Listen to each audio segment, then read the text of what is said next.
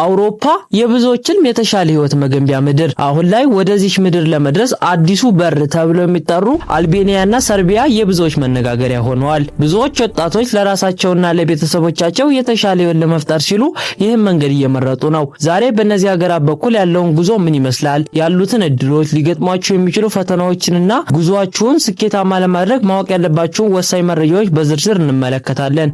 እድሉና ቪዛው ለምን አልቤኒያና ሰርቢያ ተመረጡ? ምክንያቱ ቀላል ነው። ወደ እነዚህ ሀገራት ለመግባት የሚጠይቀው የቪዛ ሂደት ከሌሎች የአውሮፓ ሀገራት አንጻር ሲታይ ቀለል ያለ መሆኑ ነው። አንዳንዶች በእነዚህ ሀገራት ህጋዊ የስራ ቪዛ አግኝተው በኮንስትራክሽንና በቱሪዝም ዘርፍ ተሰማርተው መኖር እየጀመሩ አሉ። ይህ አማራጭ ከጫካ ጉዞ ይልቅ በጣም አስተማማኝ ነው። ነገር ግን ብዙዎች እነዚህ ሀገራት እንደ መሻገሪያ ትራንዚስተር ነው የሚጠቀሙባቸው። ድንበርና የአየር ሁኔታ ጉዞው ከጥሩ ጎኑ ባሻገር ፈተናዎችም አሉት። ደላላው አልጋ ባልጋ ነው ቢላችሁም አልቤኒያና ሰርቢያ የሚያዋስነው ድንበር ተራራማና ቅዝቃዜ በዛበት ነው። በእግር የምታደርጉት ጉዞ ከፍተኛ ጥንቃቄና ዝግጅት ይጠይቃል። ብዙ ወጣቶች ያለ በቂ ዝግጅትና መረጃ በመነሳታቸው ለመጉላላት ተዳርገዋል። ስለዚህ ከመነሳታችሁ በፊት ስለ መንገዱ አቀማመጥና ስላለው የአየር ሁኔታ በቂ መረጃ መያዝ ለስኬታማነታችሁ ወሳኝ ነው። የሰርቢያው ፈተና ሰርቢያ ስትገቡ ሁኔታዎች ትንሽ ጠንከር ይላሉ። ብዙዎች ሰርቢያ ውስጥ ጀንገል ተብሎ በሚጠራው ጫካዎች ለተወሰነ ጊዜ ይቆያሉ። የሰርቢያና የሃንጋሪ ፖሊሶች ጥበቃ በጣም ጥብቅ ነው። ፑሽባክ ወይም ወደ ኋላ የመመለስ ሁኔታ ሊያጋጥማችሁ ይችላል።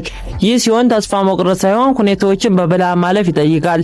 ስልካችሁንና ገንዘባችሁን በጥንቃቄ መያዝ እጅግ አስፈላጊ ነው። የስኬት ቁልፎች አውሮፓ መድረስ ብቻ ሳይሆን በጤና መድረስ ትልቁ ስኬት ነው። ጉዞውን የጀመሩ ሰዎች እንደሚመክሩት ከሆነ በቂ የሚሞቅ ልብስ መያዝ፣ ለድንገተኛ ጊዜ የሚሆን ተቀያሪ ገንዘብ መደበቅና ከታመኑ ጓደኞች ጋር መጓዝ ጉዞውን ቀላል ያደርገዋል። ዋናው ነገር መረጃዎች ኖሯችሁ ስለልቦናችሁን አዘጋጅታችሁ ስትነሱ ለስኬት ያላችሁ እድል ይጨምራል። በአጠቃላይ አልቤኒያና ሰርቢያ ለአውሮፓ ጉዞ አዲስ በር ከፍተዋል።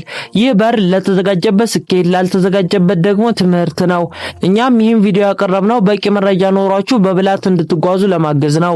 እናንተስ በዚህ መንገድ ላይ ያላችሁን አስተያየት ምንድነው? ቪዲዮውን ለሚፈልጉት ወገኖች እንዲደርስ ሼር አድርጉት።